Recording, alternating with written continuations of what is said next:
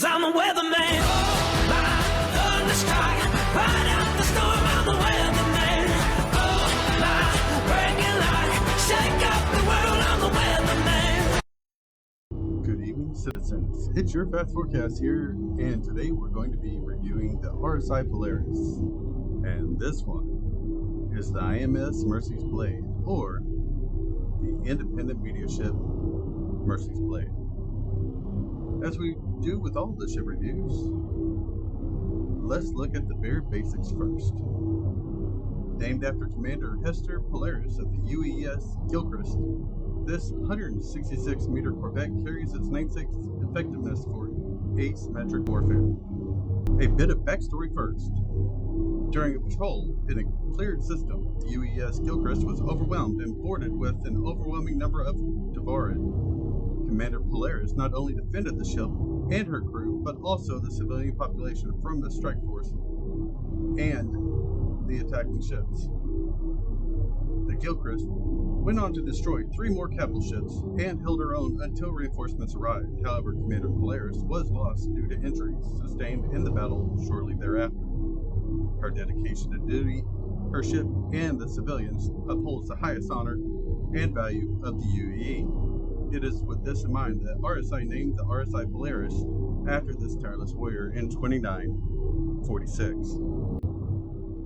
Designed to be a capital ship and a capital ship killer, the Polaris has a minimal crew requirement of 6, with an optimal crew of 14. She's 82 meters wide and 35 tall, with a mass of 17,155 kilograms. That's right, she is one heavy girl. She's a girl with a lot of mass and a lot of punch behind her. What do we mean by punch? Well, from the front we're looking at 4 torpedo tubes with rotary feeder for 7 size 10 torpedoes for every tube, for a total of 28 angry sausages. That's a pretty hefty amount of firepower considering just one would kill a ship her size, but RSI did not stop there. She also has 2 forward-facing missile racks that hold 8 size 3 missiles, and a rear-facing remote turret that rocks 12 size 2 anti-fighter missiles. Torpedoes and missiles not your thing?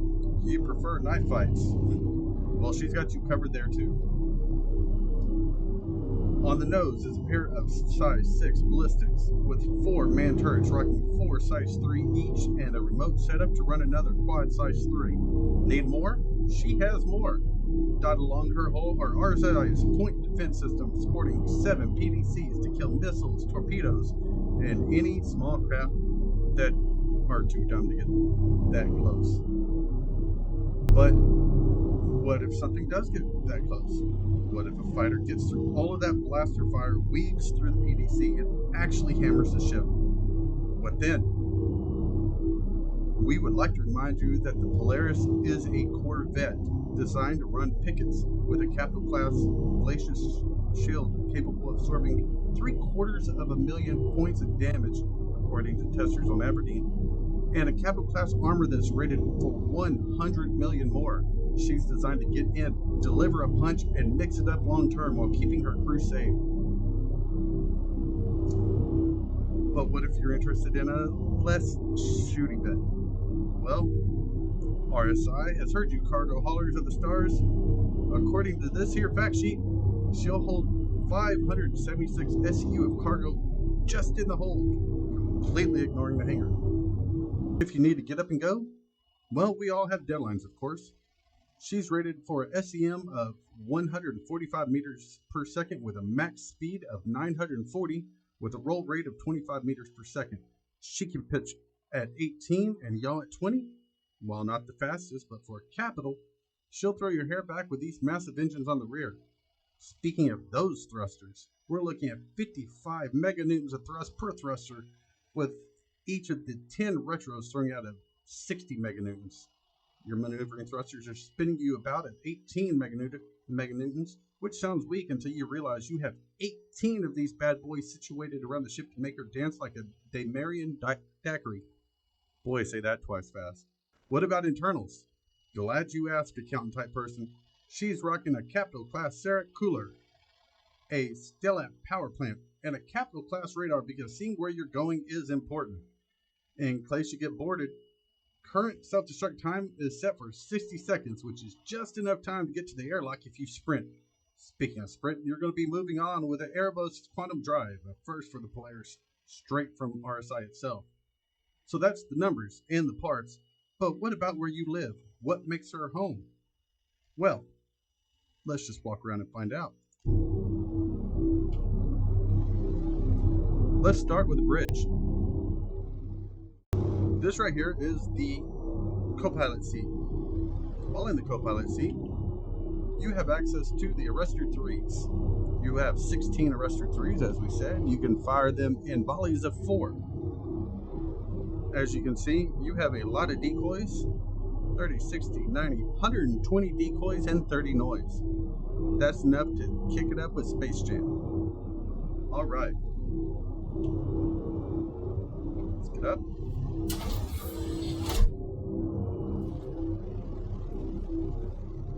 Over there is your pilot seat, your commander seat. We have your missile turret on the belly, and we have your roof-mounted quad guns, your science station, and your navigation as soon as RSI gets it to work. Through here is your 8 escape pods, because everyone would like to get off the ship when things go bad. Oh, you are also able to lock the bridge, which is handy when visitors come. Elevator access takes you to the cargo area and to the floor. Right through here is your armory. Very spacious for weapons and suits.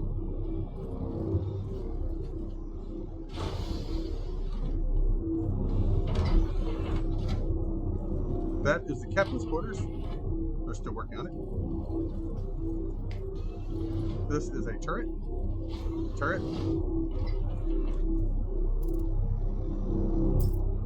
There we go, our map. These are the crew quarters. Crew quarters are quite nice for a military vessel. Here you have your restroom. Open.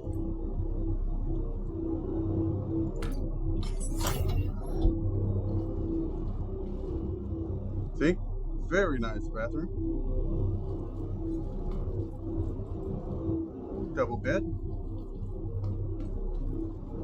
And yes, we have flowers on board. Oxygen is important. It's all the way down that way. This is where we came in. Over here is the mess hall. You have your recreation area, where RSI has offered you chess, chow, and prep area, entertainment,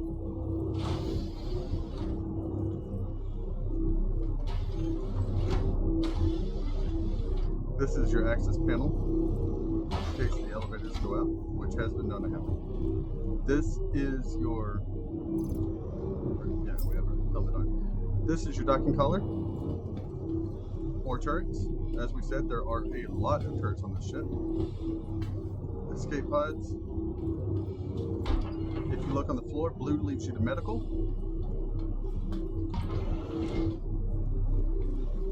Through here you have 4 tier 2 medical beds, so you can get your altitude patched up.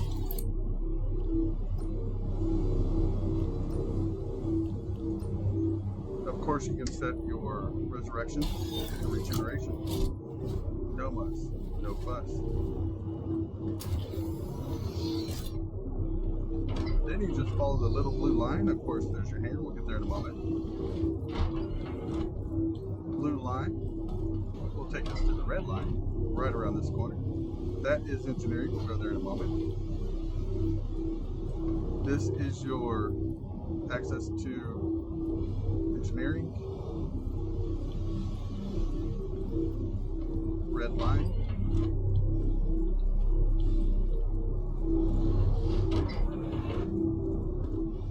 Again, red line. I'll take us to the brig.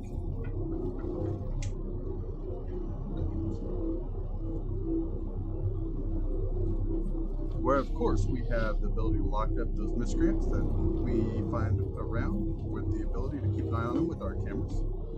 We have 2 of those. And again with the turrets matching the other side. This is the hangar area. We easily fit a terrapin in here, which is what she's designed for. The terrapin is her eyes and ears for long range. We're going to take a real quick pop down to the cargo area.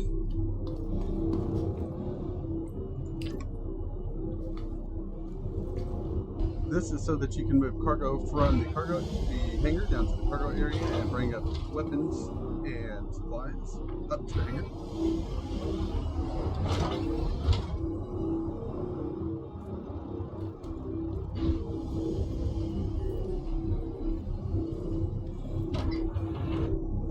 Engine, we'll go back there in a moment.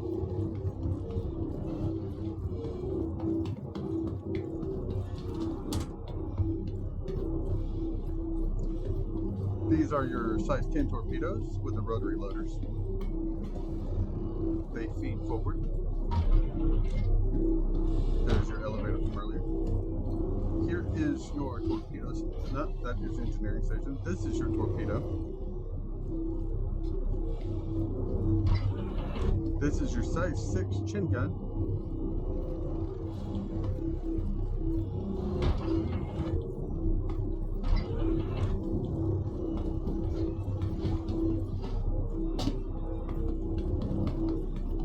On each side, you have access ladders that will take you up in case, again, there's a power failure. Here is your engine. This is what's putting out the power for those massive thrusters on the rear. This is why you will need engineers to keep her going. Because though RSI is durable, they are not immortal. There's your reactor bowl. Do be sure to keep fluid in there. Reactors are thirsty.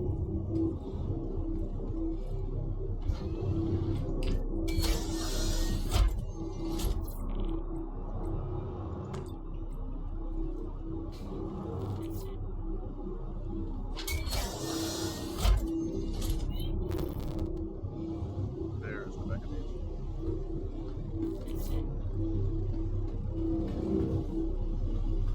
That will take us back up.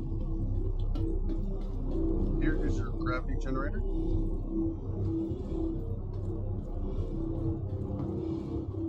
Another engineering access. And just like that, follow the red line back to the bridge. And there's the bridge. Just go ahead and follow it back around, up to the bridge. There is our docking collar on this side.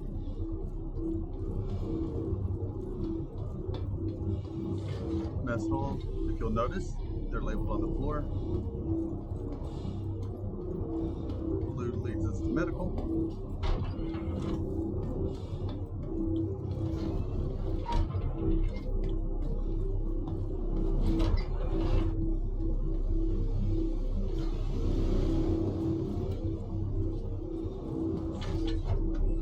Directly across from the rear gun is the bridge.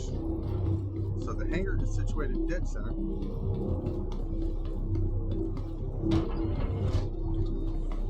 And so from there you have your full points. North is always the bridge.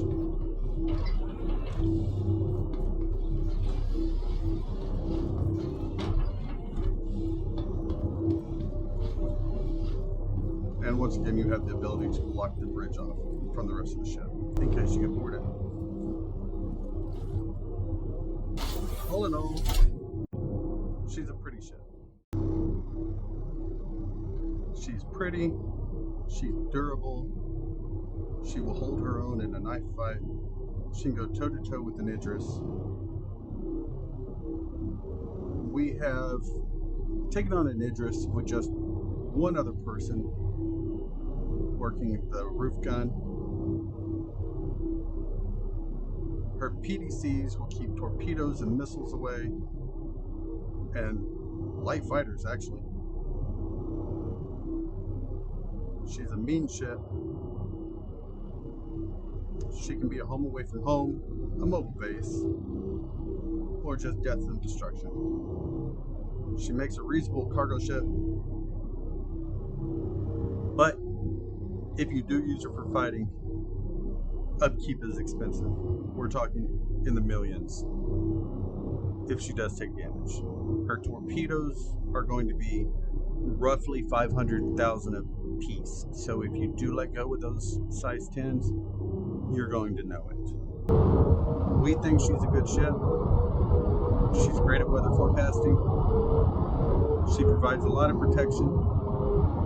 If you're on the ground moving cargo or in space moving cargo, you don't have to worry about being bothered while you're away from the bridge because she will protect you. The PDCs are always on as long as there's power to the guns. The shields will withstand most things impacting them. The hull will withstand just about anything outside of size 10 torpedo. The fuel tanks will jump you across Stanton repeatedly and probably across Pirate. She's a durable ship. She'll handle a picket. So we highly advise this ship. Get her at your local ship store for AUEC when available. Once again, this has been your Fastforecast, coming to you from aboard the RSI Polaris, the IMS Mercy's Blade. From all of us here at Fastforecast, fair winds and following seas. Oh yeah, 'cause I'm a weatherman. Oh, my thunder strike right out.